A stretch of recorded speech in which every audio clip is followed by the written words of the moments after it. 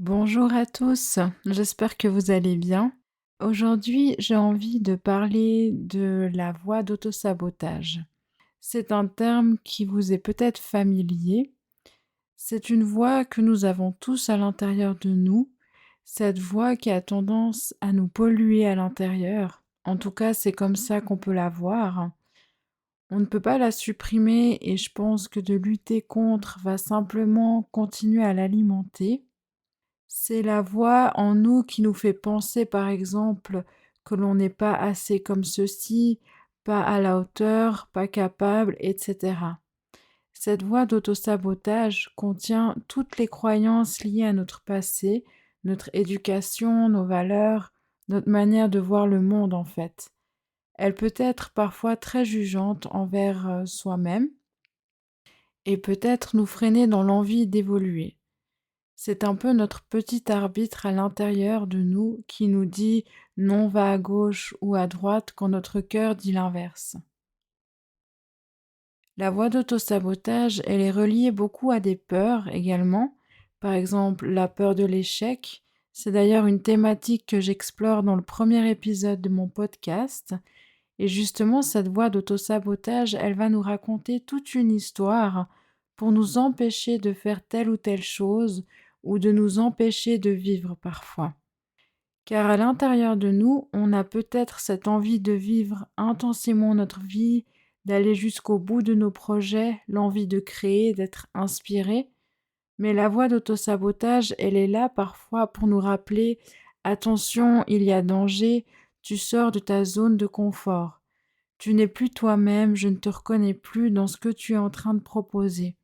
Elle tente de nous protéger de l'inconnu et du changement. Donc, elle va coudre toute une histoire pour nous rappeler à l'ordre, pour nous rappeler que c'est elle qui contrôle la situation si on veut, c'est elle qui décide de ce qui est bien pour nous ou pas. Donc, on a cette tendance à être séparé à l'intérieur de soi, où on a l'impression d'avoir deux voix différentes, celle du cœur et celle de la tête. On a l'impression d'être un peu sous l'emprise de notre propre voie d'autosabotage et c'est très difficile de s'en détacher, surtout lorsqu'on a été identifié à elle pendant très longtemps. Donc la voie d'autosabotage, elle est très personnelle et unique et je pense qu'elle évolue aussi avec le temps, au fil de nos rencontres, de nos expériences. Elle se nourrit aussi de l'extérieur. Ce qui m'a beaucoup aidé, c'est d'écrire, simplement d'écrire tout ce que la voix d'autosabotage me disait à propos de moi-même. C'est un gros travail d'introspection et la méditation peut aider, par exemple, donc le fait de rester en silence pour observer simplement ce que nous disent nos pensées, ce que nous dit cette voix, et de prendre un moment pour écrire tout ce qui nous traverse et peut-être même de dessiner cette voix d'autosabotage. À quoi elle ressemblerait si vous pouviez l'animer sur du papier. Cela va permettre de prendre une certaine distance. Et ensuite, de regarder en fait, est-ce que j'ai envie de continuer de m'attacher à ce que cette voix me dit, ou est-ce que j'ai envie d'essayer de prendre un premier pas pour m'en détacher et d'essayer d'expérimenter autre chose. Vous savez, cette voie d'autosabotage, elle a tendance à nous guider vers des comportements qui nous rassurent, qui font partie du connu et qui nous donnent une certaine sécurité. Et finalement, on n'ose pas, on reste dans ce qu'on connaît et enfermé dans cette voie qui nous mène là où elle veut qu'on aille. Et cette voie d'autosabotage, elle connaît un peu notre mode de fonctionnement. C'est comme si parfois elle nous manipule et on se ment alors à soi-même. Donc le fait d'écrire, ça va permettre de voir ces mensonges entre guillemets qu'on se dit, parfois à longueur de journée. Ces croyances que l'on a aussi sur soi-même. Parce que quand ça reste dans la tête, on peut avoir de la difficulté à voir clair. Donc le fait d'écrire, ça va permettre aussi d'une certaine manière de faire un ménage à l'intérieur de soi pour simplement permettre à notre être profond de s'exprimer parce qu'alors il y aura de la place pour lui pour nous guider vers nos inspirations profondes. Une fois qu'on fait ce ménage, il y a de la clarté qui peut s'installer. C'est pour cela qu'au début de mon podcast, j'ai parlé de pollution, car elle a tendance à nous polluer à l'intérieur, elle a tendance à tout le temps tourner en boucle, vous voyez comme un CD qu'on écouterait sans cesse, sans le changer et qui s'use à force. Parfois, il y a besoin d'enlever ce CD du lecteur, d'en mettre un autre. Mais le fait de faire ce simple geste est parfois très difficile. En effet, ça peut être aussi douloureux de se détacher de ce qu'on connaît, de se détacher du passé, de celui ou celle qu'on était et de faire de la place pour l'inconnu. Cet inconnu qui se crée à chaque instant et qu'on ne peut pas anticiper. Ce plongeon vers l'inconnu fait peur. Donc la voie d'autosabotage, je dirais que ce n'est pas quelque chose de mauvais. On peut la remercier car elle nous permet d'évoluer, de découvrir. Elle nous permet de nous émerveiller.